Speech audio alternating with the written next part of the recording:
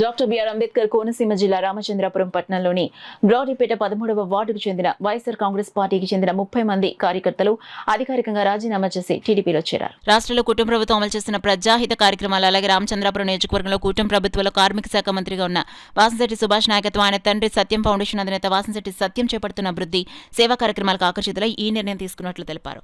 బ్రాడీపేట 13వ వార్డులో నిర్వహించిన కార్యక్రమంలో మంత్రి వాసంశెట్టి సుభాష్ సమక్షంలో వాసంశెట్టి సత్యం చేతుల మీదుగా లంక శ్రీనివాస్తో పాటు 30 మంది వైసీపీ కార్యకర్తలకు తెలుగుదేశం పార్టీ కండువాలు కప్పి పార్టీలోకి ఆహ్వానించారు. ఈ సందర్భంగా వారు మాట్లాడుతూ ప్రజల అభివృద్ధి లక్ష్యంగా కూటమి ప్రభుత్వం పనిచేస్తుందని, రామచంద్రాపురం నియోజకవర్గంలో మౌలిక వసతులు, సంక్షేమం, సేవా కార్యక్రమాలు ప్రాధాన్యమిస్తున్నట్లు తెలిపారు.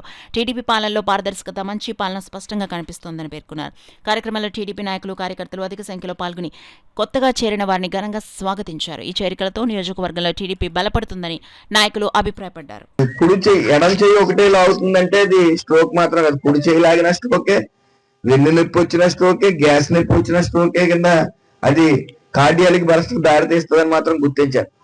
ఇక్కడే రామచంద్రపురం ఏరియా హాస్పిటల్లో ఒక ఇంజక్షన్ ఉంటది, అది సుమారు 30,000 ఇంజక్షన్. అది ఫ్రీగా ఈ గవర్నమెంట్ ఆ ఇంజక్షన్ చేస్తుంది. అంటే హార్ట్ ఆగకుండా బ్లడ్ సర్క్యులేషన్ అయ్యేలాగా ఒక 10 గంటల పాటు మనిషిని కాపాడుతుంది. ఆ ఇంజక్షన్ చేసుకుని మనం కాకినాడ, రాజమండ్రి వెళ్ళవలసిన పరిస్థితి, ఇలాంటి పరిస్థితి వస్తుంది. కాబట్టి ఇంకొక 10 రోజుల్లో మేము కొంతమందికి ట్రైనింగ్ ఇప్పించాం, ఆడవాళ్ళకి, ఇక్కడ వాళ్ళకి.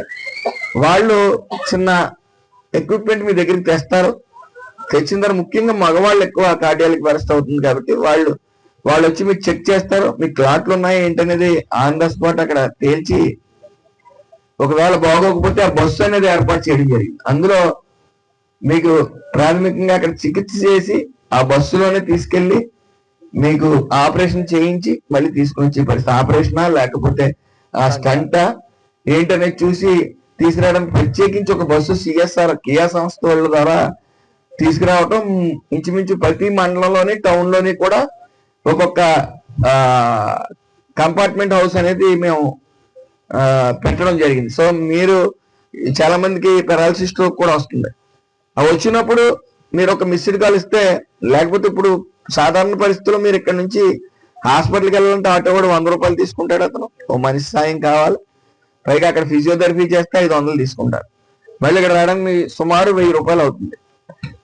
నెలకు 4 సార్లు, ఇంచుమించు 8 సార్లు, వారానికి ఒకసారి చేయవలసిన పరిస్థితి కూడా ఉంటుంది. కాబట్టి 4 రోజులు అంటే 4,000, 5,000 అక్కడే అయిపోతుంది.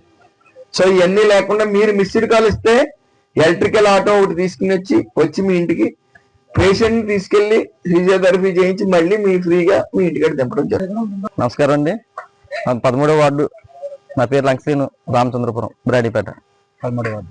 ఈ కూటమి చేస్తున్న అభివృద్ధి, వాసంశెట్టి సుభాష్ గారు చేస్తున్న అభివృద్ధి, సత్యం గారు చేస్తున్న సేవా కార్యక్రమాలకి ముక్తులమై, ఆకర్షితులమై, వాళ్ళు అడుగుజాడులో నడుస్తూ ఈ వీధిని, ఈ వార్డుని, రామచంద్రపురాన్ని అభివృద్ధికే, వాళ్ళు చేస్తున్న పనులకే మేము ముక్తులమై వారి సేవలోని, వాళ్ళ మార్గంలో నడాలని కోరుకుంటూ, ఇవి మొన్న పండగ ముందు వైఎస్ఆర్సీపీకి రాజీనామా చేస్తూ ఇవాళ తెలుగుదేశంలో జాయిన్ అవ్వడం జరిగింది. నేను, నా కార్యకర్తలు సత్యవంచన పనిచేసి సుభాష్ గారి నాయకత్వంలో ఆయన పేరు నిలబడతామని మనస్ఫూర్తిగా కోరుకుంటున్నాం. జై సుభాష్.